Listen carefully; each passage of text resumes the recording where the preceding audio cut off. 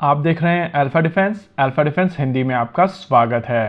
आज के इस वीडियो में हम लोग बात करेंगे air chief marshal VR. Chaudhari के एक स्टेटमेंट के बारे में, जहां पर उन्होंने कहा है कि भारतीय वायुसेना के लिए बनाए जाने वाले लाइट कॉम्बैट एयरक्राफ्ट प्रोग्राम में पब्लिक प्राइवेट पार्टनरशिप मॉडल को एनकरेज किया जाना चाहिए।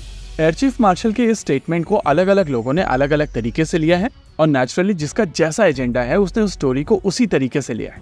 इस वीडियो के दौरान मैं आपके सामने फैक्ट्स रखूंगा और मैं अपनी ओपिनियन इस वीडियो के दौरान नहीं रखूंगा। इन फैक्ट्स के बेसिस पर आप डिसाइड कर सकते हैं कि किस तरीके के नैरेटिव आपके सामने आ रहे हैं और क्या वो एक्चुअली एजेंडा ड्रिवन है या नहीं।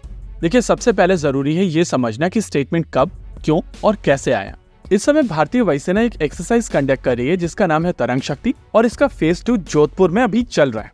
इसी एक्सरसाइज के दौरान भारतीय वायुसेना के प्रमुख air chief marshal VR. Chaudhari media से बात कर रहे थे और मीडिया की तरफ से उनसे क्वेश्चन पूछे जा रहे थे तेजस से रिलेटेड। उन्होंने अपने स्टेटमेंट में कहा था कि इस एक्सरसाइज के दौरान तेजस ने काफी शानदार प्रदर्शन किया है और फिर मीडिया की तरफ से एक फॉलो ऑन क्वेश्चन पूछा गया था जिसमें तेजस के एक्सपोर्ट पोटेंशियल के बारे में बात की गई।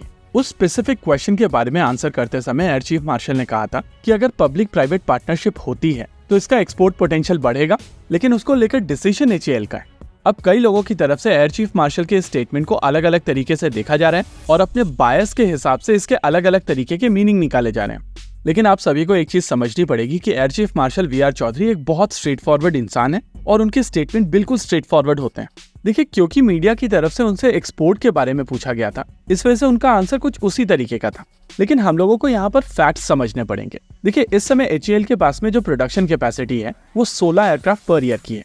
Theoretically 8 aircraft per year LCA division Bangalore से रोल आउट किए जा सकते हैं और additional 8 aircraft per year Bangalore में ही जो नया प्लांट बनाया गया है वहां से रोल आउट किए जा सकते हैं।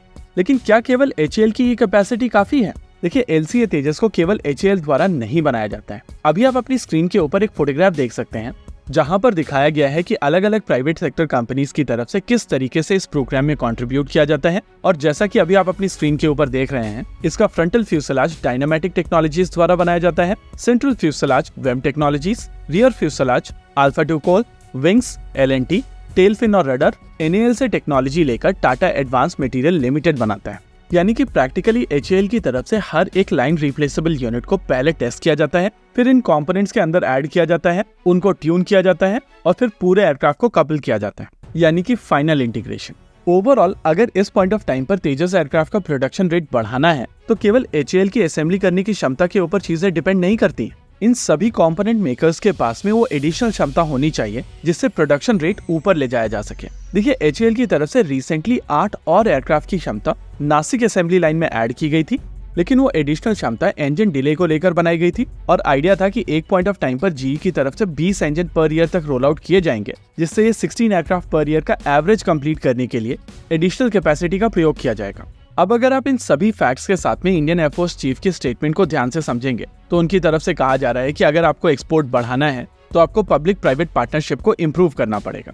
होप यहाँ पर पूरे फैक्ट्स स्टैब्लिश हो गए होंगे और अब अगर आप इन फैक्ट्स के बेसिस पर एयर चीफ मार्शल के स्टेटमेंट को एनालाइज करेंगे तो आपको पूरी पिक्चर काफी आसानी से मिल जाएगी। रही बात प्राइवेट सेक्टर में एक फाइनल असेंबली लाइन, तो उसको भी आपको समझना पड़ेगा।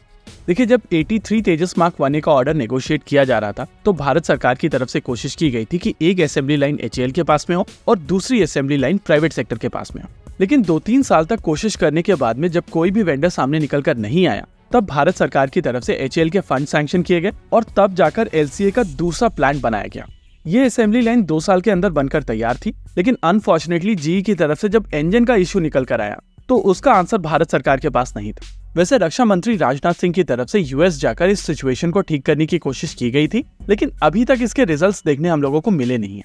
होप यहाँ पर सारी चीजें पर्सपेक्टिव में गई होंगी। इसी के साथ आज के इस वीडियो में रखते हैं केवल इतना ही। वीडियो को अंत तक देखने के लिए धन्यवाद। देखते रहिए अल्फा डिफेंस। जय हिंद।